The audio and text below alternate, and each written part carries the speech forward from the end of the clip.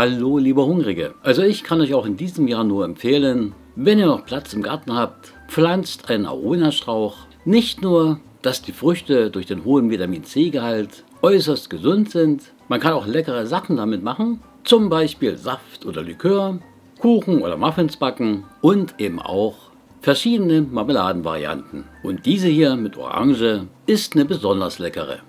Wir brauchen dafür natürlich die Orangen und ebenso die Aronia-Beeren, Gelierzucker, ich nehme 3:1, müsst ihr aber nicht unbedingt, und abgeriebene Orangenschale. Wenn ihr unbehandelte Orangen nehmt, könnt ihr natürlich auch die Schale verwenden, ansonsten geht aber auch die aus dem Päckchen. Außerdem zum Verfeinern kann man auch noch ein Schlückchen Orangenlikör dazu gießen, muss man aber nicht. Zuerst zu den Orangen, diese schälen, dabei auch das Weiße, so gut es geht, entfernen und dann in Stücke schneiden.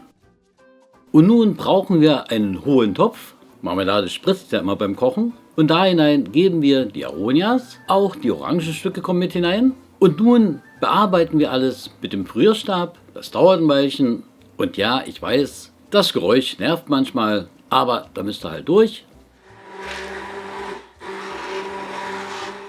Ist dann alles, je nach Geschmack, mehr oder weniger püriert. Mancher mag ja noch ein paar Fruchtstücke drin. Schütten wir nun den Gelierzucker mit dazu und auch den Orangenschalenabrieb geben wir mit hinein. Anschließend alles miteinander verrühren, dafür reichen aber Löffel oder Teigschaber. Alles sollte aber schön vermengt sein. Und nun ab damit auf den Herd, die Temperatur hoch einstellen, alles soll ja kochen und wir rühren beständig dabei, auch bis zum Boden, damit da nichts hängen bleibt. Und ich hatte es vergessen, empfehle euch aber, zieht einen Handschuh an, weil wie gesagt, Marmelade spritzt ja beim Kochen. Weiter rühren und irgendwann beginnt dann alles leicht sprudelnd zu kochen und das sollte es auch, so für ca. 3 bis 4 Minuten. Wer möchte, kann zum Ende hin auch die Gelierprobe machen. Funktioniert eigentlich aber immer. Und dann nehmen wir den Topf wieder vom Herd. Was wir nun brauchen, sind sterile Gläser, die haben wir natürlich vorbereitet. Geben, wenn wir haben, weil sehr praktisch, so eine Einfüllhilfe drauf und füllen nun entweder mit Kelle oder gleich aus dem Topf unsere Marmelade in die Gläser. Eins nach dem anderen und natürlich am besten randvoll. Sollte da noch ein bisschen fehlen, können wir natürlich mit Kelle oder Löffel nacharbeiten. Anschließend Deckel drauf und zuschrauben. Auch jetzt am besten wieder mit Handschuh, ist ja heiß.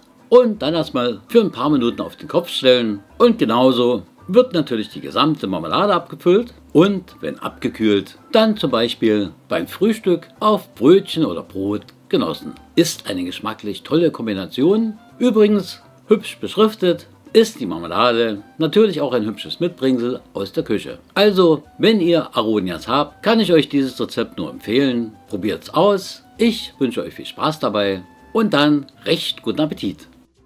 Falls ihr allerdings lieber in Chutney kochen möchtet oder ganz anders Muffins backen wollt, dann schaut euch doch diese Videos an. Bis zum nächsten Mal. Tschüss, bye bye.